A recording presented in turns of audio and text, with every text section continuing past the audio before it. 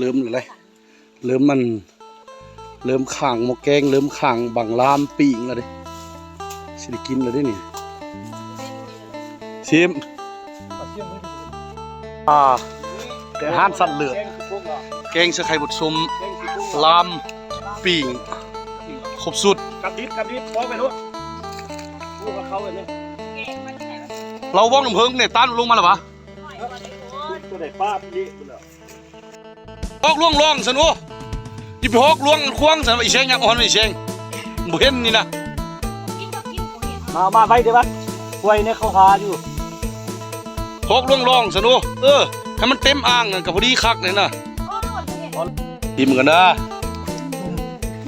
กูได้เครียดใช่เลยห้องเหตานไม่แกงนะตานเข้ามาตานไม่เขาเลือกตัน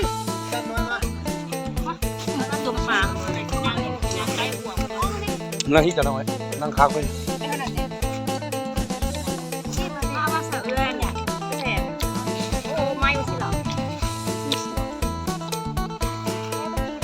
บ่วงกับนี่เปลี่ยนเขาเกิดว่ะ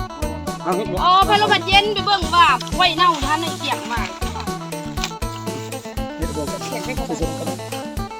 นี่จำปิ้งกูกันกัดก็มึงเอาบ่วงเอาไปแย่นั่นเองโอ้โหตันจะเอามาใหม่โน้ตเลยด้วยจอดตัดแกงนะจอดแก้วเนี่ยแก้วมั้งแก้วนี่เลยฮอกสนี่เอาในฮอกสนี่เป็นแก้วอันนี้ก็เผ็ดละล่ะเอาเกลือมันนัวใส่ป่ะเอาน้ำแกงใส่เกลือเป็นนัวใส่เป็นนัวซ้ำเนี่ยเป็นนัวหน่อยเขามาไม่หน่อยทำมาสาบ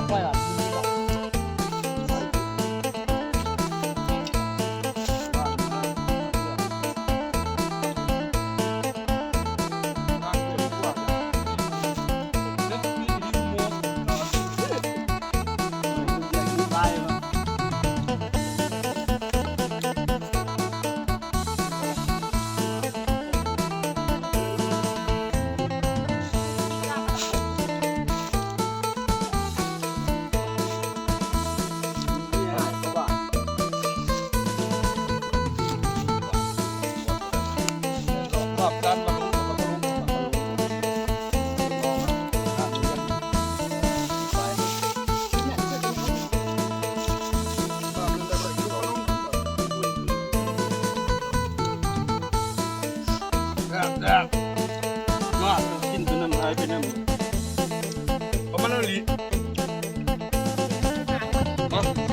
ยเขาฟังบ่าตันกินหรออันนี้เขาอยู่โดดนี่นะ